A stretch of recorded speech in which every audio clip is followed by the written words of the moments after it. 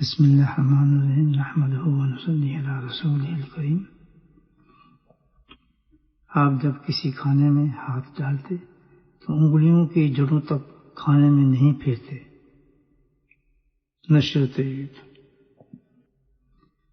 کعب بن مالک رضی اللہ تعالیٰ عنہ فرماتے ہیں، نبی کریم صلی اللہ علیہ وسلم کی عادت شریف 3 انگلیوں سے کھانا تناول فرمانے کی تھی اور ان کو چاٹ بھی لیا کرتے تھے۔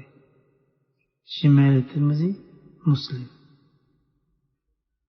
بعض روایات میں ہے کہ پہلے بیچ کی انگلی چاٹتے تھے، اس کے بعد شہادت کی انگلی، اس کے بعد انگوٹھا۔ اگر کوئی چیز پتلی ہوتی تو شاذ و نادر بیچ والی انگلی کے برابر والی انگلی کو بھی استعمال کرتے تھے۔ طبرانی، خصائل نبوی۔ اللہ سبحانہ وتعالیٰ ہمیں نبی کریم صلی اللہ علیہ وسلم کی تمام سنتوں پہ عمل کرنے کی توفیق نصیب فرمائے۔ آمین۔